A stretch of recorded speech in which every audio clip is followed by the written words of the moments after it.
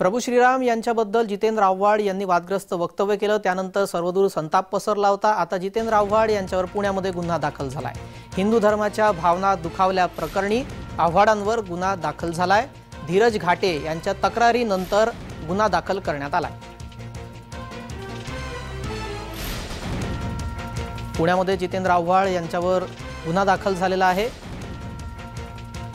प्रभू श्रीराम यांच्याबद्दल जितेंद्र आव्हाड यांनी आक्षेपार्ह विधान केलं होतं। हिंदू धर्माच्या भावना दुखावल्या प्रकरणी आता जितेंद्र आव्हाड यांच्यावर गुन्हा दाखल झालाय। धीरज घाटे यांच्या तक्रारीनंतर गुन्हा दाखल करण्यात आलाय।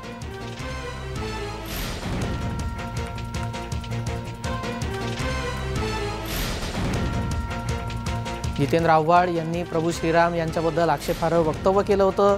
त्यानंतर ठिकठिकाणी त्यांच्याबद्दल संताप व्यक्त केला जात होता, आंदोलनं केली जात होती, पुतळा जाळला जात होता। आता गुन्हा सुद्धा दाखल झालाय।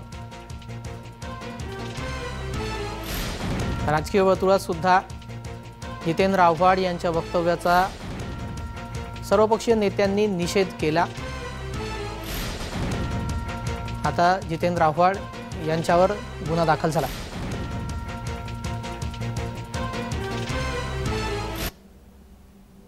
तक्रारदार या प्रकरणी काय म्हणतात ऐकूयात। काय नेमका गुन्हा दाखल केलेला आहे आणि कारवाई होईल असं वाटतं का त्या गुन्ह्याने? 100% या जितेंद्र आव्हाडांनी हिंदू धर्मीयांचं श्रद्धास्थान असणाऱ्या प्रभू श्रीरामांबद्दल अनुचित असे उद्गार काढले।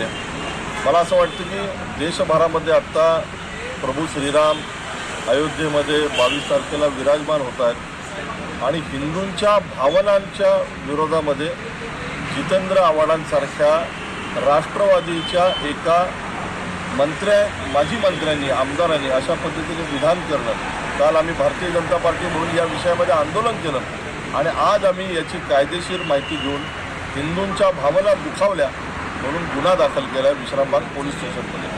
पण 154 जे कलम लावले त्यांनी काय नेमका तो आहे ते कलम आणि त्यांनी कारवाई होईल का?